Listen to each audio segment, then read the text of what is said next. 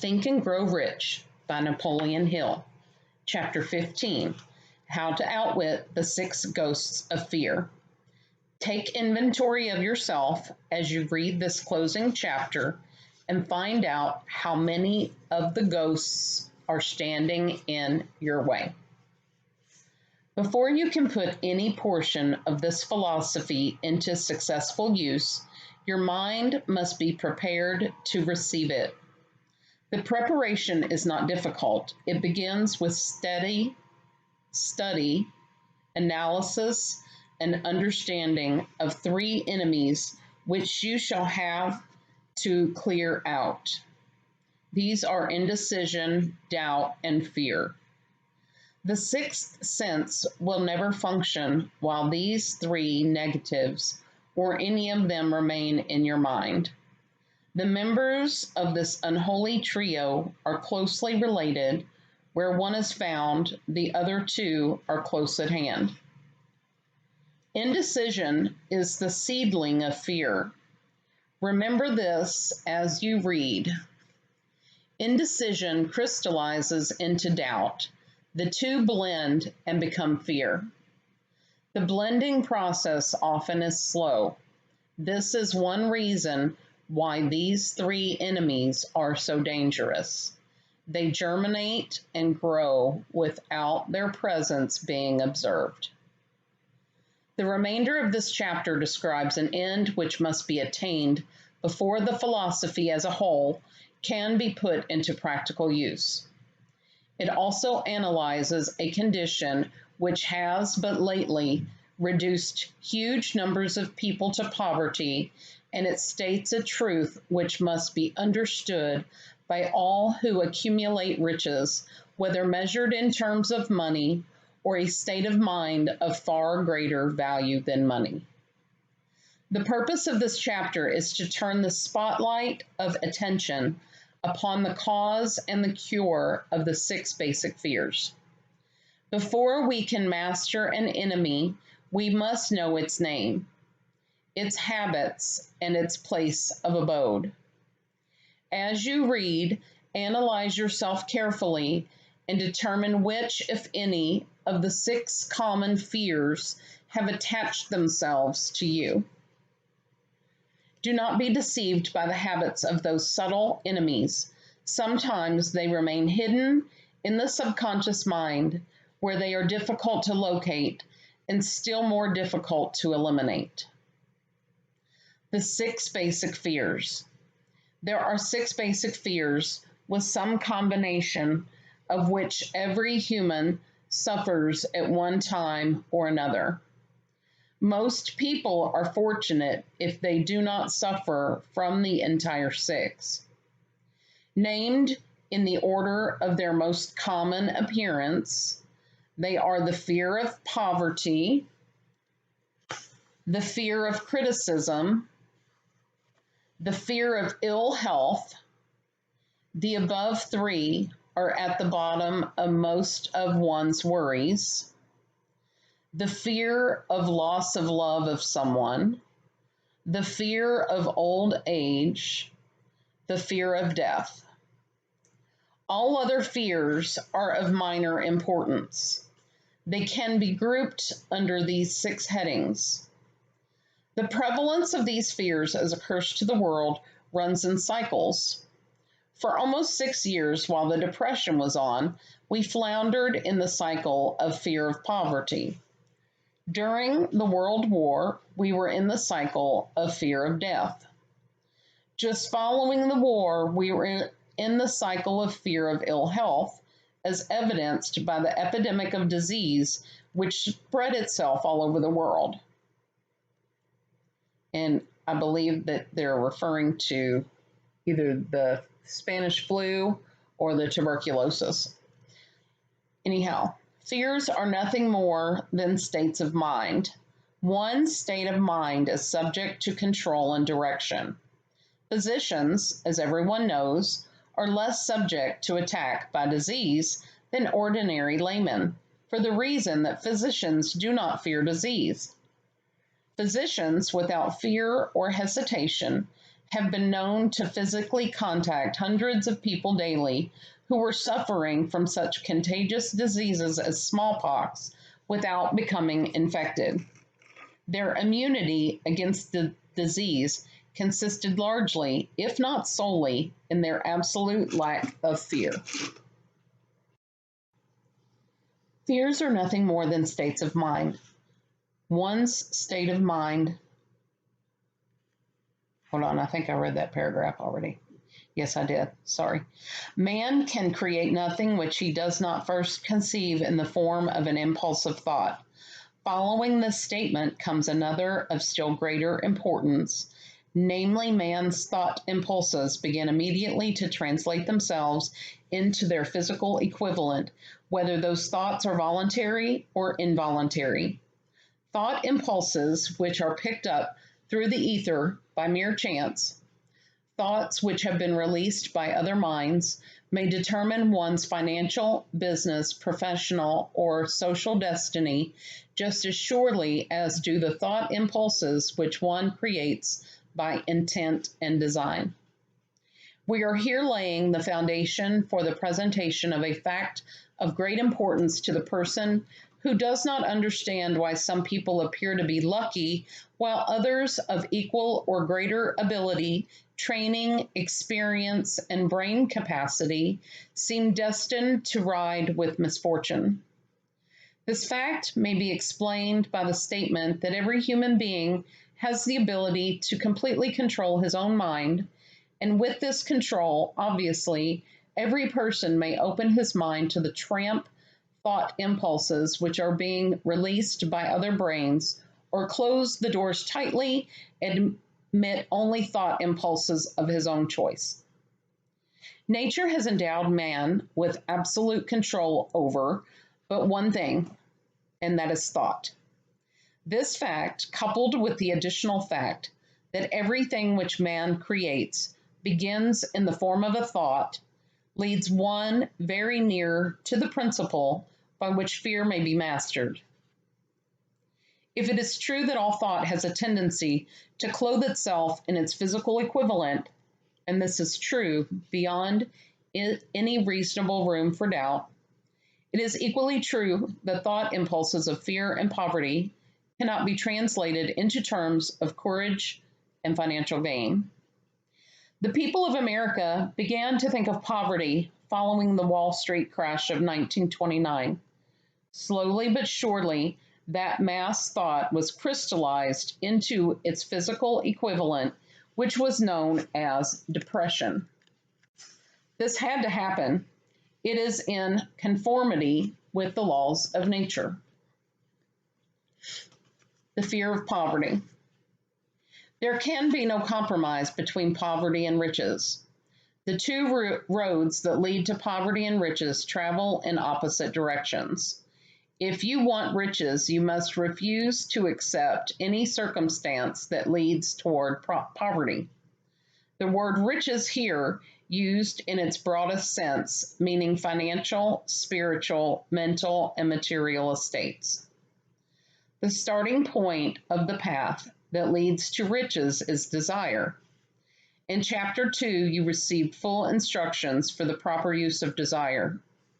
In this chapter on fear, you have complete instructions for preparing your mind to make practical use of desire. Here then is the place to give yourself a challenge which will definitely determine how much of this philosophy you have absorbed. Here is the point at which you can turn, profit, and foretell accurately that the future holds in store for you. If after reading this chapter you are willing to accept your poverty, you may as well make up your mind to receive poverty. This is one decision you cannot avoid. If you demand riches, determine what form and how much will be required to satisfy you. You know the road that leads to riches. You have been given a roadmap which, if followed, will keep you on that road. If you neglect to make the start or stop before you arrive, no one will be to blame but you. This responsibility is yours. No alibi will save you from accepting the responsibility if you now fail or refuse to demand riches of life, because the acceptance calls for but one thing. Incidentally, the only thing you can control, and that is a state of mind. A state of mind is something that one assumes. It cannot be purchased, it must be created. Fear of poverty is a state of mind, nothing else. But it is sufficient to destroy one's chances of achievement in any undertaking, a truth which became painfully evident during the Depression.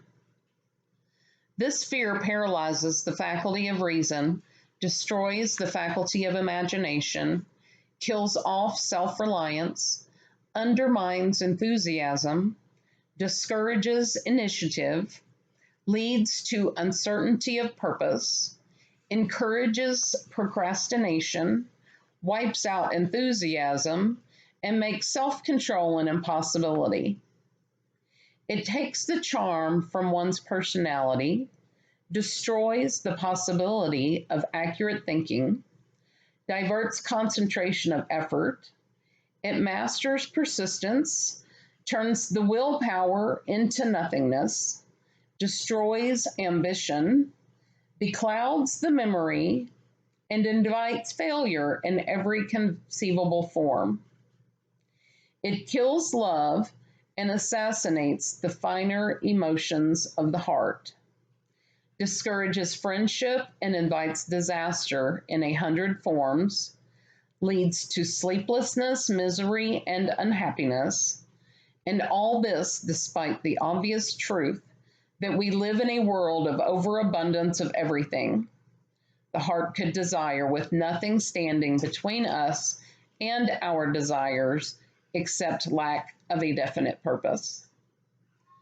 The fear of poverty is, without doubt, the most destructive of the 6 basic fears. It has been placed at the head of the list because it is the most difficult to master. Considerable courage is required to state the truth about the origin of the fear, and still greater courage to accept the fear after it has been stated. The fear of poverty grew out of man's inherited tendency to prey upon his fellow man economically. Nearly all animals lower than man are motivated by instinct, but their capacity to think is limited. Therefore, they prey upon one another physically. Man, with his superior sense of intuition, with the capacity to think and to reason, does not eat his fellow man bodily. He gets more satisfaction out of eating him financially. Man is so avaricious that every conceivable law has been passed to safeguard him from his fellow man. Of all the ages of the world of which we know anything, the age in which we live seems to be one that is outstanding because of man's money madness. A man is considered less than the dust of the earth unless he can display a fat bank account. But if he has money, never mind how he acquired it. He is a king or a big shot. He is above the law.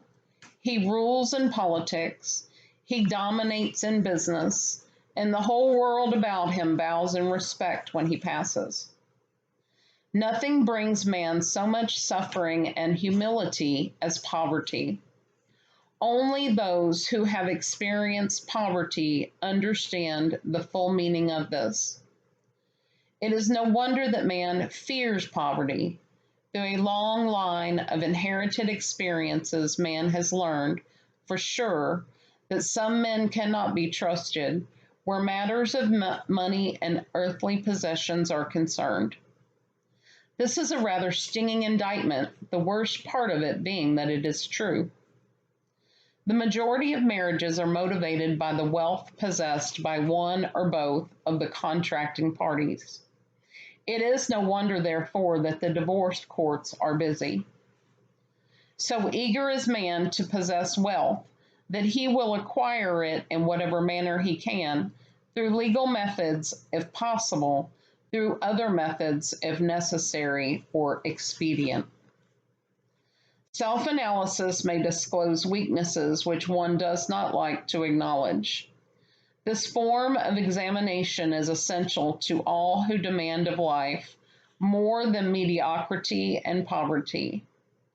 Remember as you check yourself point by point that you are both the court and the jury, the prosecuting attorney and the attorney for the defense, and that you are the plaintiff and the defendant also, and you are on trial. Face the facts squarely. Ask yourself definite questions and demand direct replies. When the examination is over, you will know more about yourself.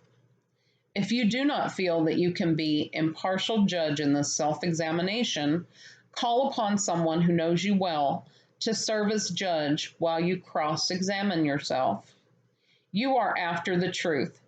Get it, no matter at what cost, even though it may temporarily embarrass you. The majority of people, if asked what they fear most, would reply, "I fear nothing." The reply would be inaccurate because few people realize that they are bound, handicapped, whipped spiritually and physically through some form of fear. So subtle and deeply seated is the emotion of fear that one may go through the life burdened with it, never recognizing its presence.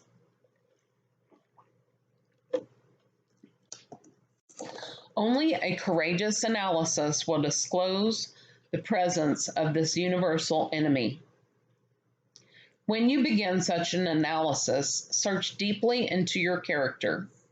Here is a list of the symptoms for which you should look.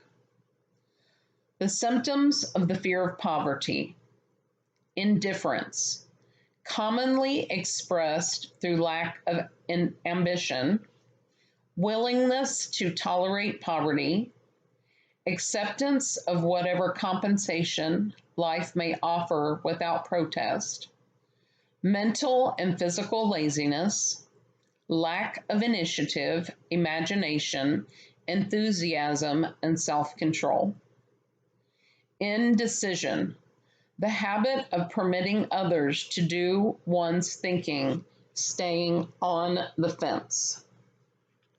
Doubt, generally expressed through alibis and excuses designed to cover up, explain away, or apologize for one's failures, sometimes expressed in the form of envy of those who are successful or by criticizing them.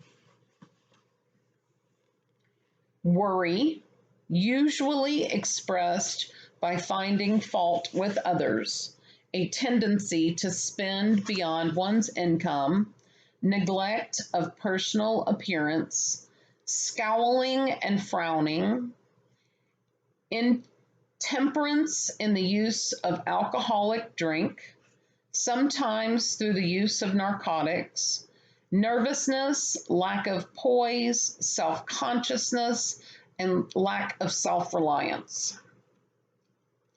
Overcaution, the habit of looking for the negative side of every circumstance, thinking and talking if possible failure, instead of concentrating upon the means of succeeding. Knowing all the roads to disaster, but never searching for the plans to avoid failure. Waiting for the right time to begin putting ideas and plans into action until the waiting becomes a permanent habit. Remembering those who have failed and forgetting those who have succeeded. Seeing the hole in the donut, but overlooking the donut. Pessimism, leading to indigestion, poor elimination, auto-intoxication, bad breath, and bad disposition. And Procrastination. The habit of putting off until tomorrow that which should have been done last year. Spending enough time in creating alibis and excuses to have done the job. This symptom is closely related to overcaution, doubt, and worry. Refusal to accept responsibility when it can be avoided. Willingness to compromise rather than put up a stiff fight. Compromising with difficulties instead of harnessing and using them as stepping stones to advancement. Bargaining with life for a penny instead of demanding prosperity, opulence, riches, contentment, and happiness.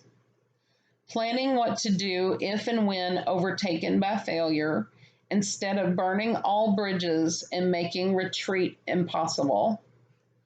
Weakness of and often total lack of self-confidence, definiteness of purpose, self-control, initiative, enthusiasm, ambition, thrift, and sound reasoning ability. Expecting poverty instead of demanding riches. Association with those who accept poverty instead of seeking the company of those who demand and receive riches. Money talks.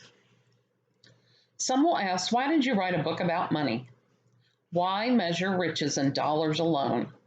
Some will believe, and rightly so, that there are other forms of riches more desirable than money. Yes, there are riches which cannot be measured in terms of dollars, but there are millions of people who will say, give me all the money I need and I will find everything else I want. The major reason why I wrote this book on how to get money is the fact that the world has but lately passed through an experience that left millions of men and women paralyzed with the fear of poverty.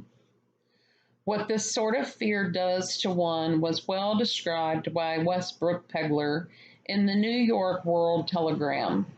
These.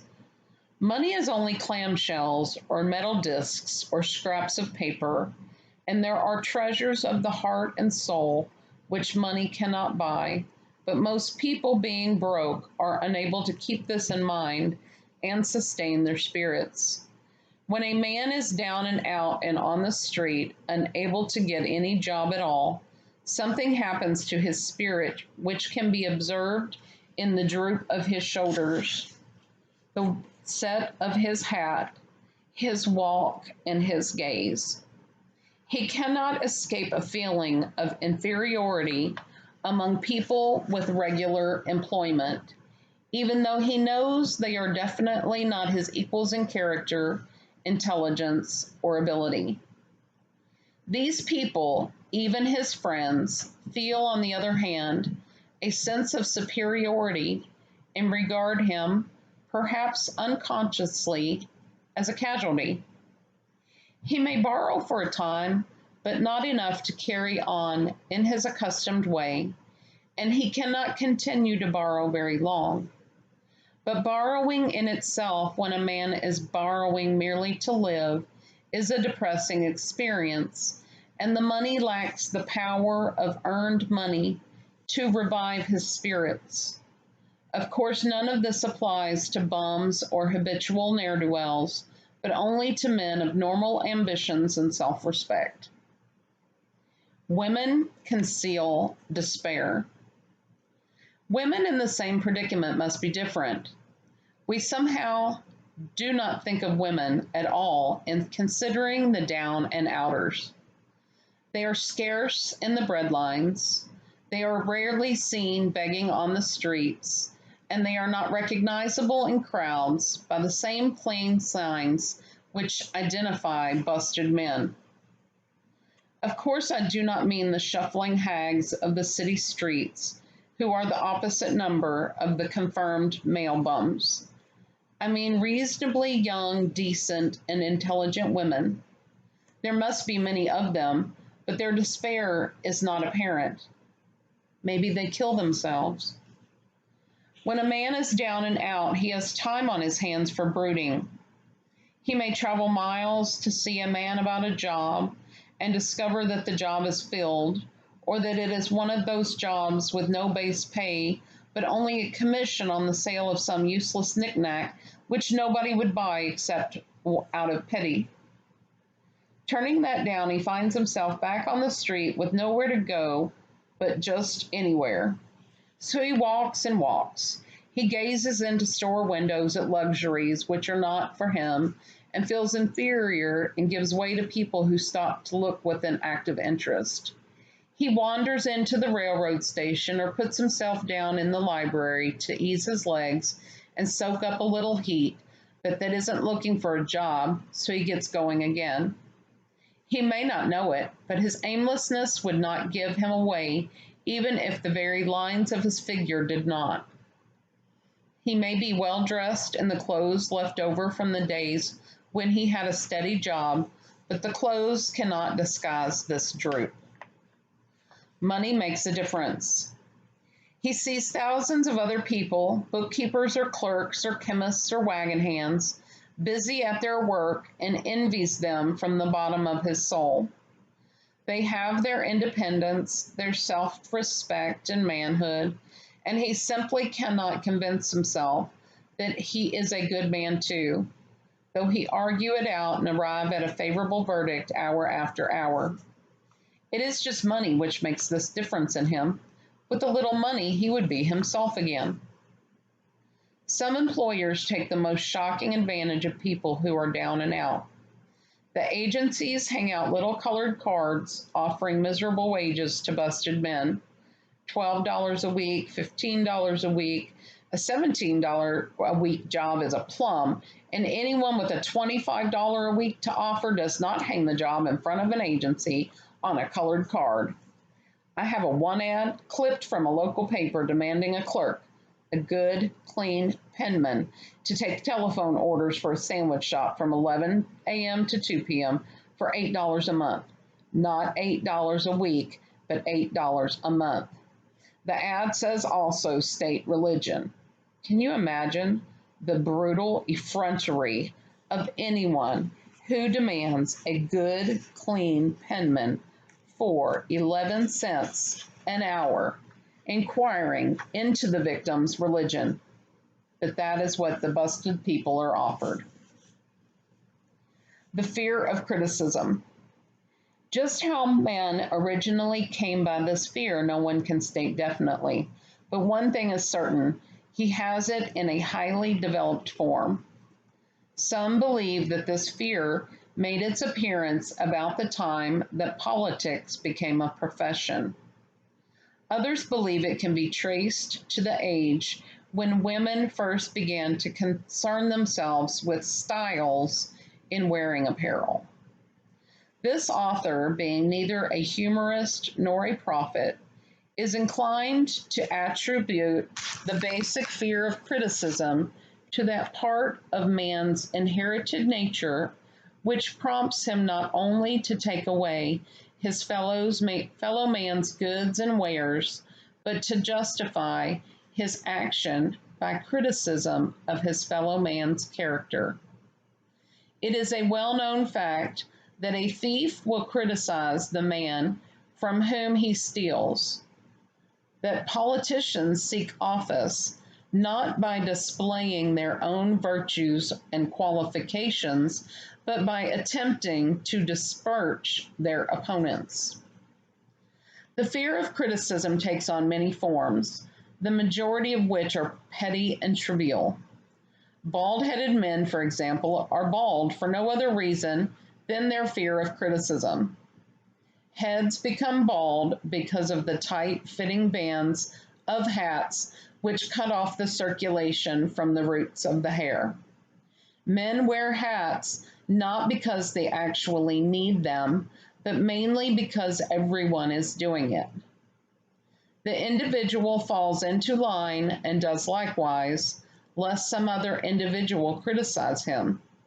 Women seldom have bald heads or even thin hair because they wear hats which fit their heads loosely. the only purpose of the hats being adornment. Now, keep in mind, this book was written over 100 years ago, and we've learned a lot of things about science and religion and headgear since then, but carrying on. But it must not be supposed that women are free from the fear of criticism. If any woman claims to be superior to man with reference to this fear, ask her to walk down the street wearing a hat of the vintage of 1890. The astute manufacturers of clothing have not been slow to capitalize on this basic fear of criticism with which all mankind has been cursed. Every season, the styles in many articles of wearing apparel change. Who establishes the styles? Certainly not the purchaser of clothing, but the manufacturer. Why does he change the styles so often? The answer is obvious. He changes the styles so he can sell more clothes.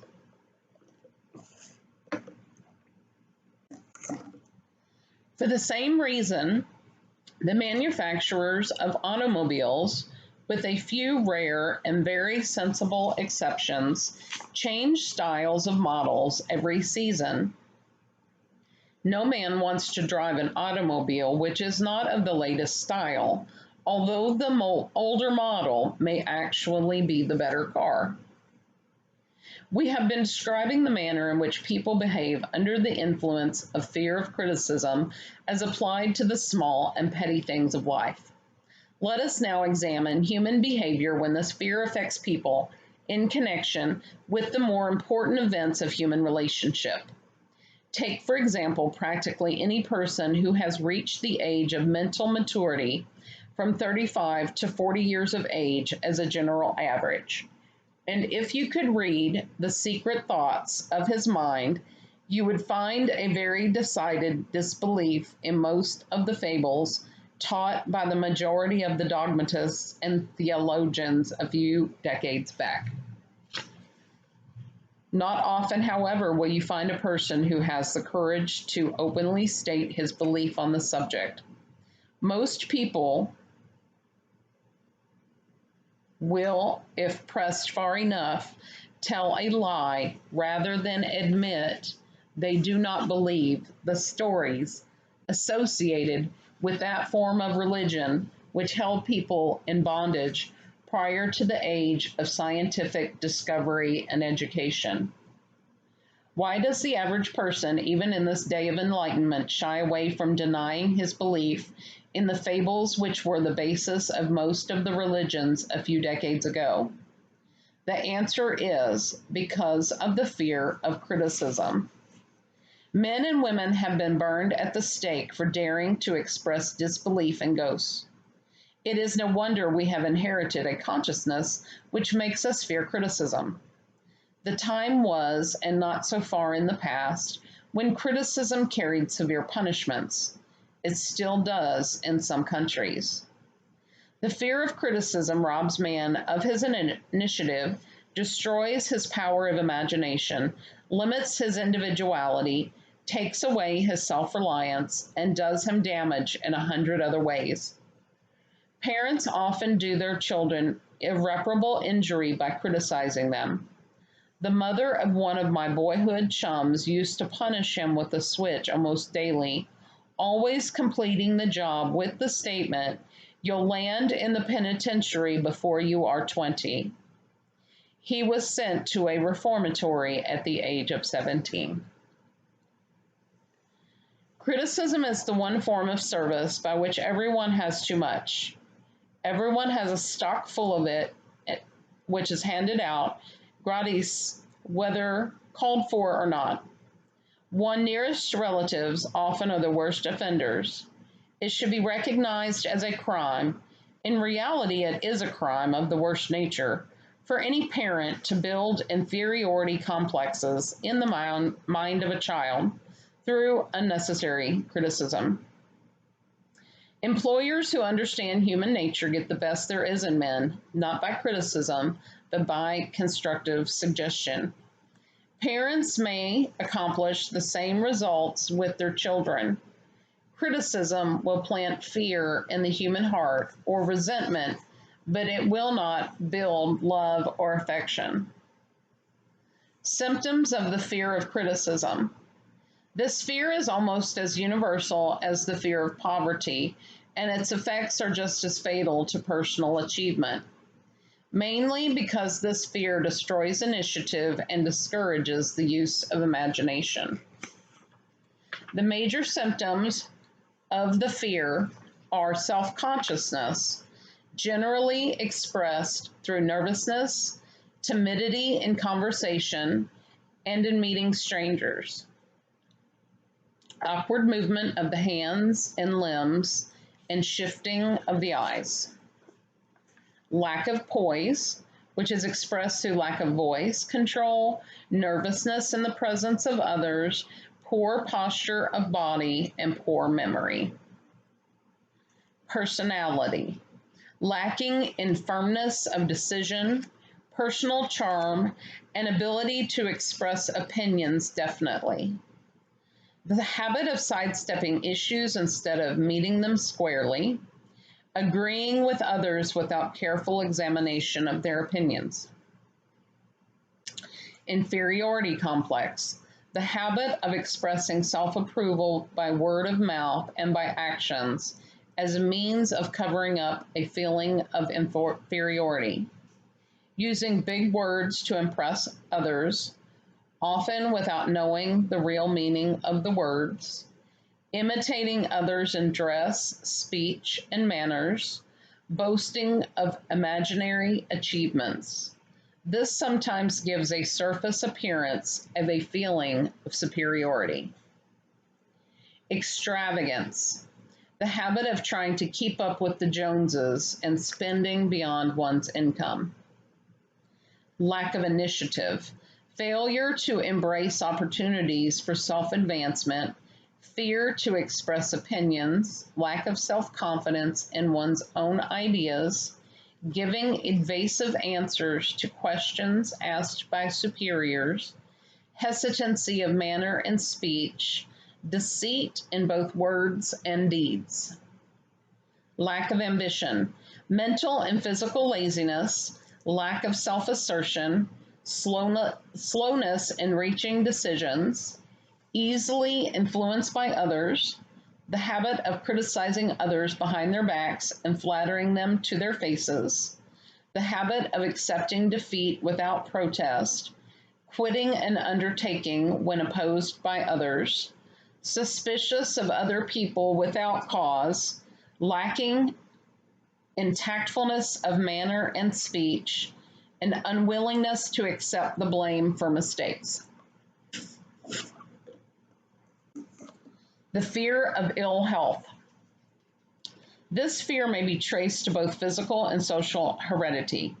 It is closely associated as to its origin with the causes of fear of old age and the fear of death, because it leads one closely to the border of terrible worlds of which man knows not, but concerning which he has been taught some discomforting stories.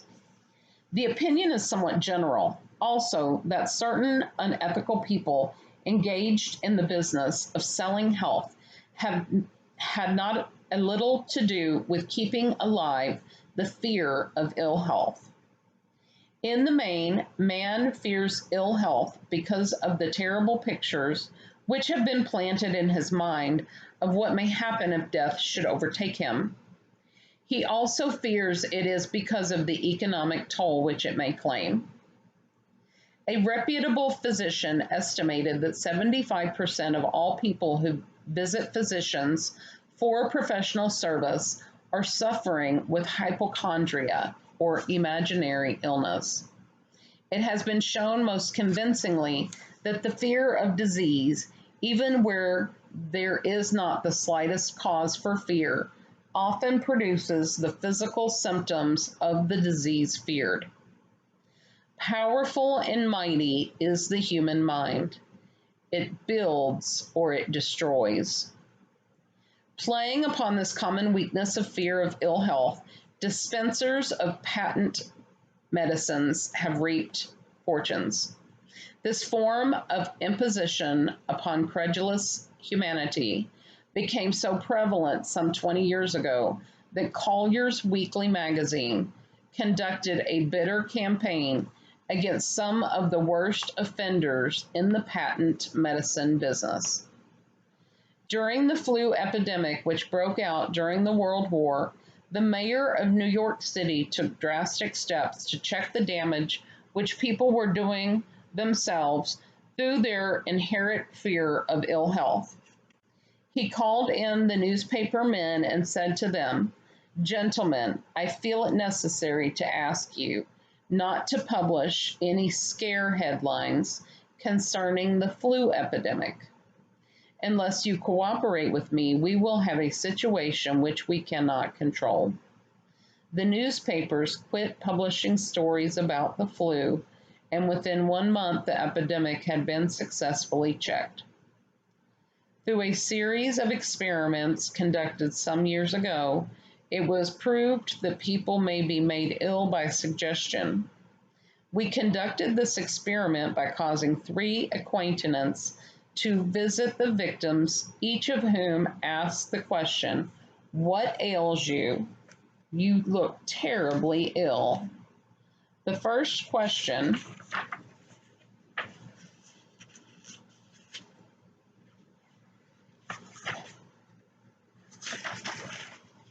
usually provoked a grin and a nonchalant, "Oh, nothing, I'm all right," from the victim. The second questioner usually was answered with the statement, "I don't know exactly, but I do feel badly." The third questioner was usually met with the frank admission that the victim was actually feeling ill. Try this on an acquaintance if you doubt that it will make him uncomfortable, but do not carry the experiment too far. There is a certain religious sect whose members take vengeance upon their enemies by the hexing method. They call it placing a spell on the victim. There is overwhelming evidence that disease sometimes begins in the form of negative thought impulse. Such an impulse may be passed from one mind to another by suggestion or created by an individual in his own mind. A man who is blessed with more wisdom than this incident might indicate once said, "When anyone asks me how I feel, I always want to answer by knocking him down." Doctors send patients into new climates for their health because a change of mental attitude is necessary. The seed of fear of ill health lives in every human mind. Worry, fear, discouragement, disappointment in love and business affairs cause this seed to germinate and grow. The recent business depression kept the doctors on the run because every form of negative thinking may cause ill health.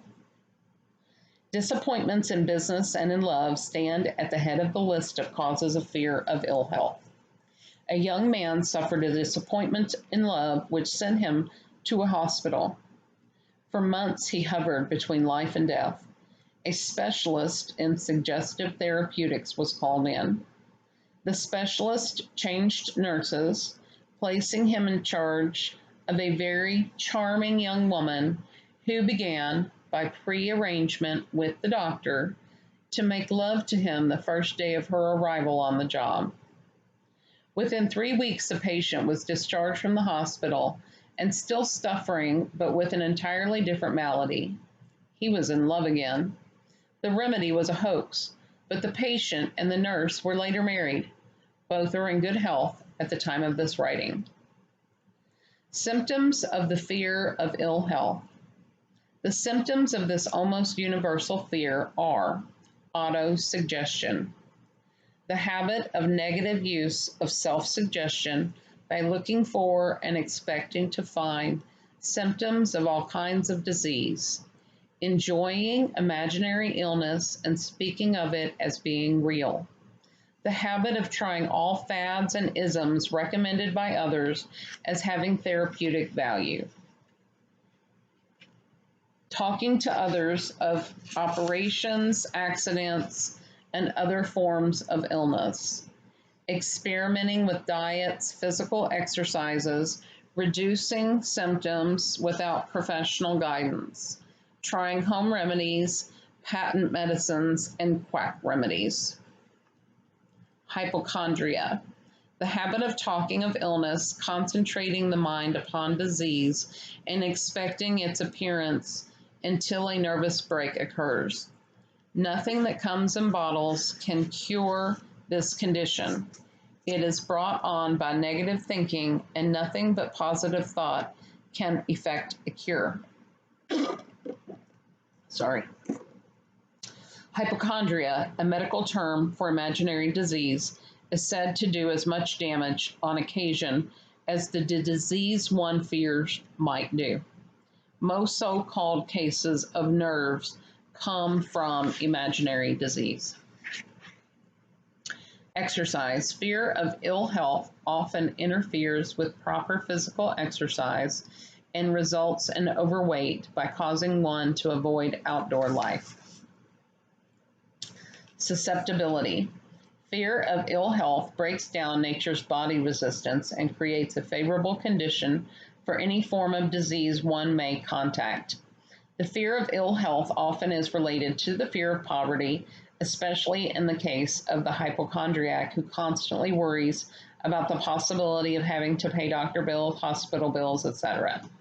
This type of person spends much time preparing for sickness, talking about death, saving money for cemetery lots, burial expenses, etc.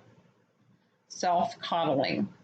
The habit of making a bid for sympathy using imaginary illness as the lure. People often resort to this trick to avoid work. The habit of feigning illness to cover plain laziness or to serve as an alibi for lack of ambition. And finally, intemperance, the habit of using alcohol or narcotics to destroy pain such as headaches, neuralgia, etc., instead of eliminating the cause. The habit of reading about illness and worrying over the possibility of being stricken by it. The habit of reading patent medicine advertisements. The fear of loss of love. The original source of this inherent fear needs but little description because it obviously grew out of man's polygamous habit of stealing his fellow man's mate and his habit of taking liberties with her whenever he could.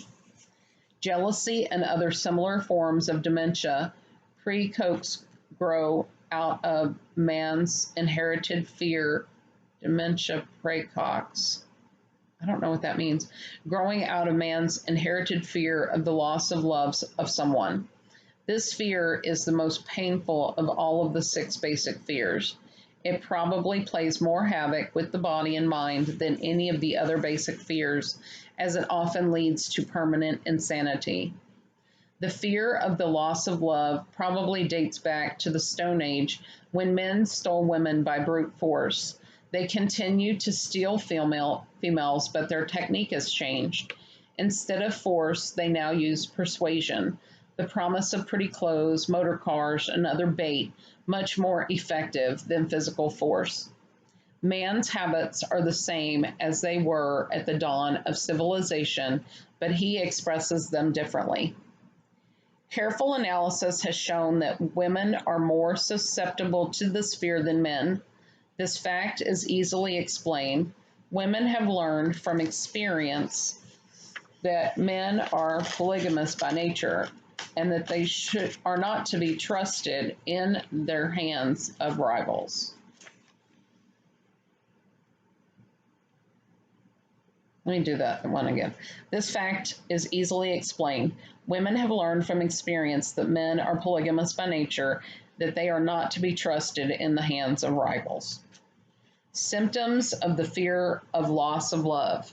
The distinguishing symptoms of the fear are jealousy, the habit of being suspicious of friends and loved ones without any reasonable evidence of sufficient grounds.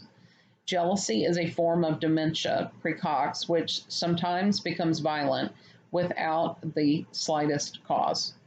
The habit of accusing wife or husband of infidelity without grounds. general suspicion of everyone, absolute faith in no one. Fault finding. The habit of finding fault with friends, relatives, business associates, and loved ones upon the slightest provocation or without any cause whatsoever. Gambling. The habit of gambling, stealing, cheating, and otherwise taking hazardous chances to provide money for loved ones with the belief that love can be bought. The habit of spending beyond one's means or incurring debts to provide gifts for loved ones with the object of making a favorable showing. Insomnia, nervousness, lack of persistence, weakness of will, lack of self-control, lack of self-reliance, and bad temper. The fear of old age. In the main, this fear grows out of two sources. First, the thought that old age may bring with it poverty. Secondly, and by far the most common source of origin, from false and cruel teachings of the past, which have been too well mixed with fire and brimstone and other bogies cunningly designed to enslave man through fear. In the basic fear of old age, man has two very sound reasons for his apprehension.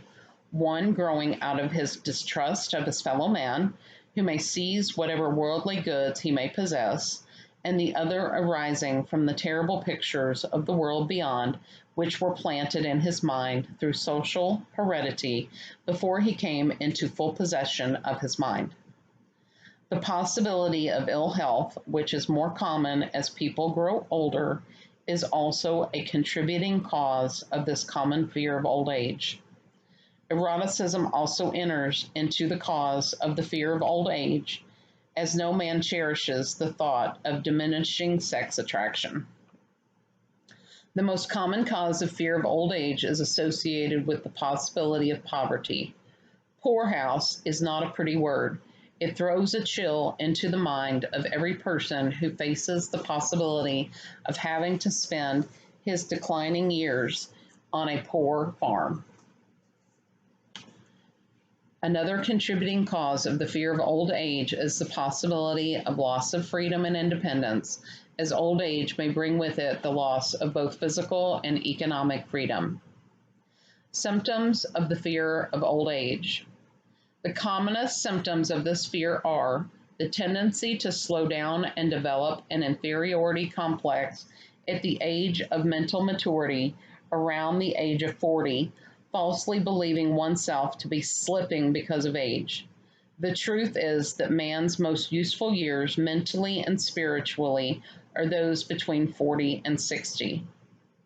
The habit of speaking apologetically of oneself as being old merely because one has reached the age of 40 or 50, instead of reversing the rule and expressing gratitude for having reached the age of wisdom and understanding. The habit of killing off initiative, imagination, and self-reliance by falsely believing oneself too old to exercise these qualities. The habit of the man or woman of 40 dressing with the aim of trying to appear much younger and affecting mannerisms of youth, thereby inspiring ridicule by both friends and strangers. The fear of death. To some, this is the cruelest of all the basic fears. The reason is obvious. The terrible pangs of fear associated with the thought of death in the majority of cases may be charged directly to religious fanaticism. So-called heathen are less afraid of death than the more civilized. For hundreds of millions of years, man has been asking the still unanswered questions: whence and whither, where did I come from, and where am I going? During the darker ages of the past, the more cunning and crafty were not slow to offer the answer to these questions for a price. Witness now the major source of origin of the fear of death. Come into my tent, embrace my faith, accept my dogmas, and I will give you a ticket that will admit you straight away into heaven when you die, cries a leader of any sectarianism. Remain out of my tent, says the same leader, and may the devil take you and burn you throughout eternity. Eternity is a long time, and fire is a terrible thing. The thought of eternal punishment with fire not only causes man to fear death, it often causes him to lose his reason. It destroys interest in life and makes happiness impossible. During my research, I reviewed a book entitled A Catalog of the Gods, in which were listed the 30,000 gods which man has worshipped. Think of it, 30,000 of them, represented by everything from a crawfish to a man. It is little wonder that men have become frightened at the approach of death. While the religious leader may not be able to provide safe conduct into heaven, nor by lack of such provision allow the unfortunate to descend into hell, the possibility of the latter seems so terrible that the very thought of it lays hold of the imagination in such realistic way that it paralyzes reason and sets up the fear of death. In truth, no man knows, and no man has ever known, what heaven or hell is like, nor does any man know if either place actually exists. This very lack of positive knowledge opens the door of the human mind to the charlatan so that he may enter and control that mind with his stock of, this is a word I'm not familiar with, legerdemon, his stock of legerdemon, and various brands of pious fraud and trickery. The fear of death is not as common now as it was during the age when there were no great colleges and universities. Men of science have turned the spotlight of truth upon the world, and this truth is rapidly freeing men and women from this terrible fear of death. The young men and young women who attend the colleges and universities are not easily impressed by fire and brimstone. Through the aid of biology, astronomy, geology, and other related sciences, the fears of the Dark Ages, which gripped the minds of men and destroyed their reason, have been dispelled. Insane asylums are filled with men and women who have gone mad because of the fear of death. This fear is useless. Death will come no matter what anyone may think about it. Accept it as a necessity and pass the thought out of your mind. It must be a necessity or it would not come to all. Perhaps it is not as bad as it has been pictured. The entire world is made up of only two things, energy and matter. In elementary physics, we learn that neither matter nor energy, the only two realities known to man, can be created or destroyed. Both matter and energy can be transformed, but neither can be destroyed. Life is energy if it is anything. If neither energy nor matter can be destroyed, of course life cannot be destroyed. Life, like other forms of energy, may be passed throughout various processes of transition or change, but it cannot be destroyed. Death is mere transition. If death is not mere change or transition, then nothing comes after death except a long, eternal, peaceful sleep, and sleep is nothing to be feared. Thus, you may wipe out forever fear of death. Symptoms of the fear of death. The general symptoms of this fear are the habit of thinking about dying instead of making the most of life, due generally to lack of purpose or lack of a suitable occupation. This fear is more prevalent among the aged, but sometimes the more youthful are victims of it. The greatest of all remedies are the fear of death is burning desire for achievement backed by useful service to others. A busy person seldom has time to think about dying. He finds life too thrilling to worry about death. Sometimes the fear of death is closely associated with the fear of poverty, where one's death would leave loved ones poverty-stricken. In other cases, the fear of death is caused by illness and the consequent breaking down of physical body resistance. The commonest causes of the fear of death are ill health, poverty, lack of appropriate occupation, disappointment over love, insanity, and religious fanaticism. Old man worry. Worry is a state of mind based upon fear. It works slowly but persistently. It is insidious and subtle. Step by step, it digs itself in until it paralyzes one's reasoning faculty, destroys self confidence and initiative. Worry is a form of sustained fear caused by indecision. Therefore, it is a state of mind which can be controlled. An unsettled mind is helpless. Indecision makes an unsettled mind. Most individuals lack the willpower to reach decisions promptly and to stand by them after they have been made, even during normal business conditions. During periods of economic unrest, such as the world recently experienced, the individual is handicapped not alone by his inherent nature to be slow at reaching decisions, but he is influenced by the indecision of others around him who have created a state of mass indecision. During the Depression, the whole atmosphere all over the world was filled with frenzy and worryitis, the two mental disease germs which began to spread themselves after the Wall Street frenzy in 1929. There is only one known antidote for these germs. It is the habit of prompt and firm decision. Moreover, it is an antidote which every individual must apply for himself. We do not worry over conditions once we have reached a decision to follow a definite line of action. I once interviewed a man who was to be electrocuted 2 hours later.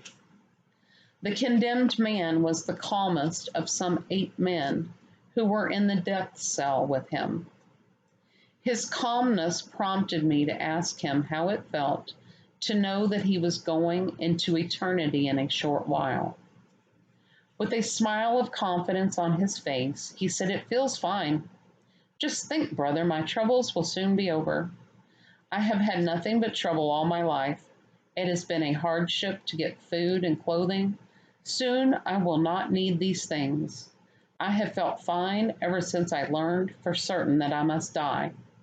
I made up my mind then to accept my fate in good spirit." As he spoke, he devoured a dinner of proportions sufficient for 3 men, eating every mouthful of the food brought to him, and apparently enjoying it as much as if no disaster awaited him. Decision gave this man's resignation to his fate.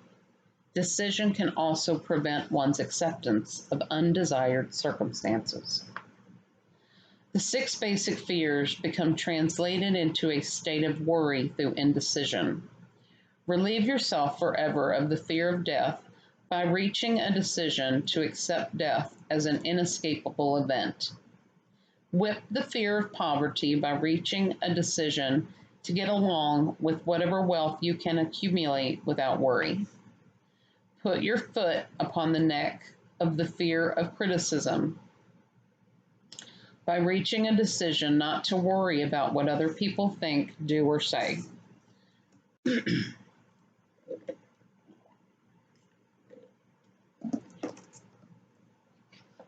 Eliminate the fear of old age by reaching a decision to accept it not as a handicap, but as a great blessing which carries with it wisdom, self-control, and understanding not known to youth. Acquit yourself of the fear of ill health by the decision to forget symptoms. Master the fear of loss of love by reaching a decision to get along without love if that is necessary.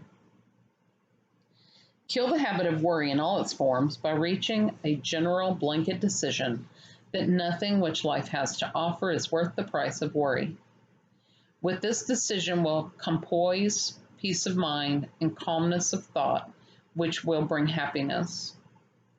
A man whose mind is filled with fear not only destroys his own chances of intelligent action, but he transmits these destructive vibrations to the minds of all who come into contact with him and destroys also their chances.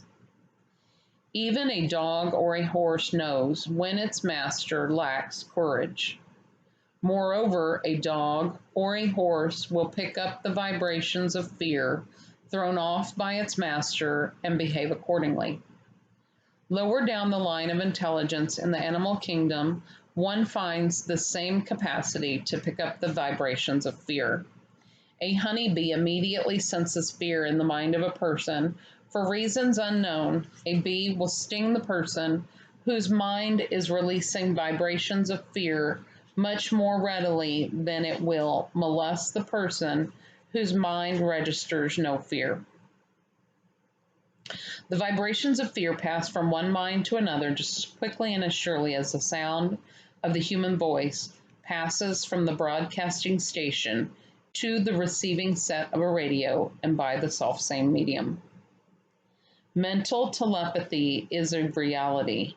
Thoughts pass from one mind to another voluntarily, whether or not this fact is recognized by either the person releasing the thoughts or the persons who picked up those thoughts.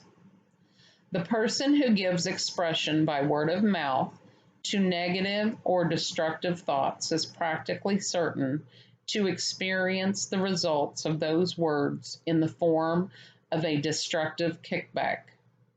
The release of destructive thought impulses alone, without the aid of words, produces also a kickback in more ways than one.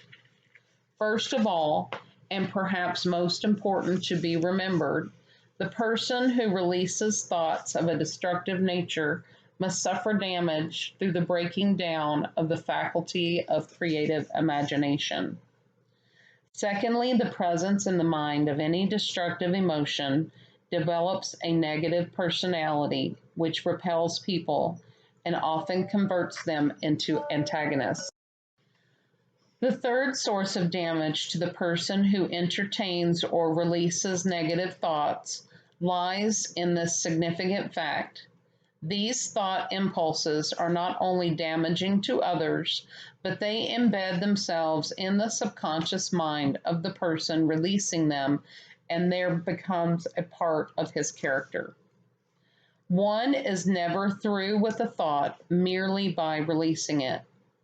When a thought is released, it spreads in every direction through the medium of the ether, but it also plants itself permanently in the subconscious mind of the person releasing it. Your business in life is presumably to achieve success. To be successful, you must find peace of mind, acquire the material needs of life, and above all, attain happiness. All of these evidences of success begin in the form of thought impulses. You may control your own mind. You have the power to feed it whatever thought impulses you choose. With this privilege goes also the responsibility of using it constructively. You are the master of your own earthly destiny, just as surely as you have the power to control your own thoughts. You may influence, direct, and eventually control your own environment, making your life what you want it to be, or you may neglect to exercise the privilege which is yours to make your life to order, thus casting yourself upon the broad sea of circumstance, where you will be tossed hither and yon like a chip on the waves of the ocean. The Devil's Workshop, the seventh basic evil. In addition to the 6 basic fears, there is another evil by which people suffer. It constitutes a rich soil in which the seeds of failure grow abundantly. It is so subtle that its presence often is not detected. This affliction cannot properly be classed as a fear. It is more deeply seated and more often fatal than all of the 6 fears. For want of a better name, Let's call this evil susceptibility to negative influences. Men who accumulate great riches always protect themselves against this evil. The poverty-stricken never do. Those who succeed in any calling must prepare their minds to resist the evil. If you are reading this philosophy for the purpose of accumulating riches, you should examine yourself very carefully to determine whether you are susceptible to negative influences. If you neglect this self-analysis, you will forfeit your right to attain the object of your desires. Make the analysis searching. After you read the questions prepared for this self-analysis, hold yourself to a strict accounting in your answers. Go at the task as carefully as you would search for any other enemy you knew to be awaiting you in ambush, and deal with your own thoughts as you would with a more tangible enemy. You can easily protect yourself against highway robbers because the law provides organized cooperation for your benefit, but the seventh basic evil is more difficult to master because it strikes when you are not aware of its presence, when you are asleep, and while you are awake. Moreover, its weapon is intangible because it consists of merely a state of mind. This evil is also dangerous because it strikes in as many different forms as there are human experiences. Sometimes it enters the mind through the well-meant words of one's own relatives. At other times, it bores from within through one's own mental attitude. Always, it is as deadly as poison, even though it may not kill as quickly. How to protect yourself against negative influences. To protect yourself against negative influences, whether of your own making or the result of the activities of negative people around you, recognize that you have a willpower and put it into constant use until it builds a wall of immunity against negative influences in your own mind. Recognize the fact that you and every other human being are by nature lazy, indifferent, and susceptible to all suggestions which harmonize with your weaknesses. Recognize that you are by nature susceptible to all the 6 basic fears and set up habits for the purpose of counteracting all these fears. Recognize that negative influences often work on you through your subconscious mind. Therefore, they are difficult to detect, and keep your mind closed against all people who depress or discourage you in any way. Clean out your medicine chest, throw away all pill bottles, and stop pandering to colds, aches, pains, and imaginary illness. Deliberately seek the company of people who influences you to think and act for yourself. Do not expect troubles, as they have a tendency not to disappoint. Without doubt, the most common weakness of all human beings is the habit of leaving their minds open to the negative influence of other people. This weakness is all the more damaging because most people do not recognize that they are cursed by it, and many who acknowledge it neglect or refuse to correct the evil until it becomes an uncontrollable part of their daily habits. To aid those who wish to see themselves as they really are, the following list of questions have been prepared. Read the questions and state your answers aloud so you can hear your own voice. This will make it easier for you to be truthful with yourself. The self-analysis test questions. Do you complain often of feeling bad? And if so, what is the cause? Do you find fault with other people at the slightest provocation? Do you frequently make mistakes in your work? And if so, why? Are you sarcastic and offensive in your conversation? Do you deliberately avoid the association of anyone? And if so, why? Do you suffer frequently with indigestion? If so, what is the cause? Does life seem futile and the future hopeless to you? If so, why? Do you like your occupation? If not, why? Do you often feel self-pity? And if so, why? Are you envious of those who excel you?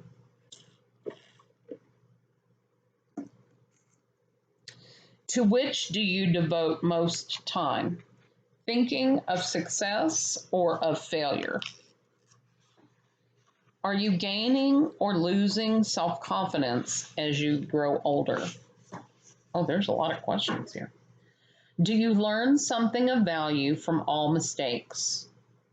Are you permitting some relative or acquaintance to worry you? If so, why?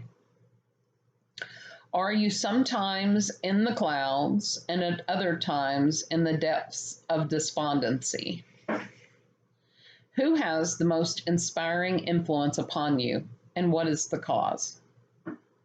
Do you tolerate negative or discouraging influences which you can avoid? Are you careless of your personal appearance? If so, when and why? Have you learned how to drown your troubles by being too busy to be annoyed by them? Would you call yourself a spineless weakling if you permitted others to do your thinking for you? Do you neglect internal bathing until auto intoxication makes you ill-tempered and irritable? How many preventable disturbances annoy you, and why do you tolerate them? Do you resort to liquor, narcotics, or cigarettes to quiet your nerves? If so, why do you not try willpower instead? Does anyone nag you, and if so, for what reason?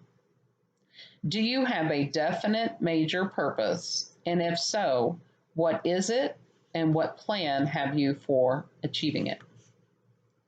Do you suffer from any of the 6 basic fears? If so, which ones? Have you a method by which you can shield yourself against the negative influence of others? Do you make deliberate use of autosuggestion to make your mind positive? Which do you value most, your material possessions or your privilege of controlling your own thoughts? Are you easily influenced by others against your own judgment? Has today added anything of value to your stock of knowledge or state of mind? Do you face squarely the circumstances which make you unhappy or sidestep the responsibility? Do you analyze all mistakes and failures and try to profit by them, or do you take the attitude that this is not your duty? Can you name 3 of your most damaging weaknesses? What are you doing to correct them? Do you encourage other people to bring their worries to you for sympathy? Do you choose from your daily experiences lessons or influences which aid in your personal advancement? Does your presence have a negative influence on other people as a rule? What habits of other people annoy you most? Do you form your own opinions or permit yourself to be influenced by other people? Have you learned how to create a mental state of mind with which you can shield yourself against all discouraging influences? Does your occupation inspire you with faith and hope?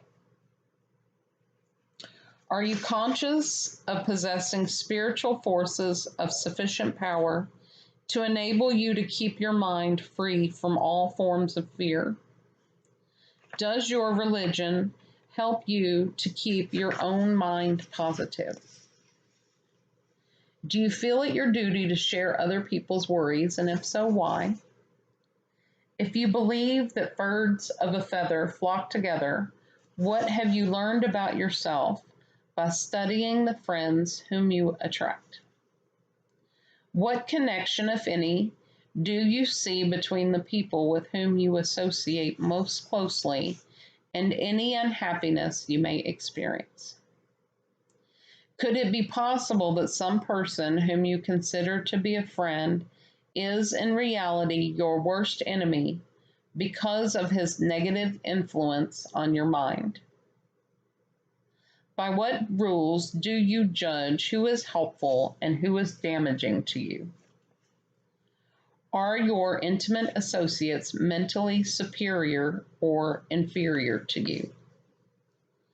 How much time out of every 24 hours do you devote to your occupation, sleep, play and relaxation, acquiring useful knowledge, plain waste? Who among your acquaintances encourages you most, cautions you most, discourages you most, helps you most in other ways? What is your greatest worry? Why do you tolerate it? When others offer you free, unsolicited advice, do you accept it without question or analyze their motive? What above all else do you most desire? Do you intend to acquire it? Are you willing to subordinate all other desires for this one? How much time daily do you devote to acquiring it? Do you change your mind often? If so, why? Do you usually finish everything you begin? Are you easily impressed by other people's business or professional titles, college degrees, or wealth? Are you easily influenced by what other people think or say of you? Do you cater to people because of their social or financial status? Whom do you believe to be the greatest person living? In what respect is this person superior to yourself? How much time have you devoted to studying and answering these questions? At least one day is necessary for the analysis and the answering of the entire list. If you have answered all of these questions truthfully, you know more about yourself than the majority of people. Study the questions carefully, come back to them once each week for several months, and be astounded at the amount of additional knowledge of great value to yourself you will have gained by the simple method of answering the questions truthfully. If you are not certain concerning the answers to some of the questions, seek the counsel of those who know you well, especially those who have no motive in flattering you, and see yourself through their eyes. The experience will be astonishing. You have absolute control over but one thing, and that is your thoughts. This is the most significant and inspiring of all facts known to man. It reflects man's divine nature. This divine prerogative is the sole means by which you may control your own destiny. If you fail to control your own mind, you may be sure you will control nothing else. If you must be careless with your possessions, let it be in connection with material things. Your mind is your spiritual estate. Protect and use it with the care to which divine royalty is entitled. You were given a willpower for this purpose. Unfortunately, there is no legal protection against those who, either by design or ignorance, poison the minds of others by negative suggestion. This form of destruction should be punishable by heavy legal penalties because it may and often does destroy one's chances of acquiring material things which are protected by law. Men with negative minds tried to convince Thomas A. Edison that he could not build a machine that would record and reproduce the human voice, because, they said, no one else had ever produced such a machine. Edison did not believe them. He knew that the mind could produce anything the mind could conceive and believe, and that knowledge was the thing that lifted the great Edison above the common herd. Men with negative minds told F. W. Woolworth he would go broke trying to run a store on 5 and 10 cent sales. He did not believe them. He knew that he could do anything within reason if he backed his plans with faith. Exercising his right to keep other men's negative suggestions out of his mind, he piled up a fortune of more than $100 million. Men with negative minds told George Washington he could not hope to win against the vastly superior forces of the British, but he exercised his divine right to believe. Therefore, this book was published under the protection of the Stars and Stripes, while the name of Lord Cornwallis has been all but forgotten. Doubting Thomases scoffed scornfully when Henry Ford tried out his first crudely built automobile on the streets of Detroit. Some said the thing would never become practical. Others said no one would pay money for such a contraption. Ford said, "I'll belt the earth with dependable motor cars," and he did. His decision to trust his own judgment has already piled up a fortune far greater than the next 5 generations of his descendants can squander. For the benefit of those seeking vast riches, let it be remembered that practically the sole difference between Henry Ford and a majority of the more than 100,000 men who work for him is this: Ford has a mind and controls it. The others have minds which they do not try to control. Henry Ford has been repeatedly mentioned because he is an astounding example of what a man with a mind of his own and a will to control it can accomplish. His record knocks the foundation from under that time-worn alibi, "I never had a chance." Ford never had a chance either, but he created an opportunity and backed it with persistence until it made him richer than Crassus. Mind control is the result of self-discipline and habit. You either control your mind or it controls you. There is no halfway compromise. The most practical of all methods for controlling the mind is the habit of keeping it busy with a definite purpose, backed by a definite plan. Study the record of any man who achieves noteworthy success, and you will observe that he has control over his own mind.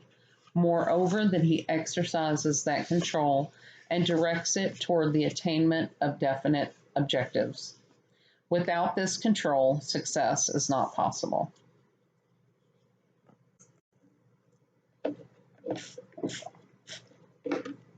This chapter is a doozy, isn't it?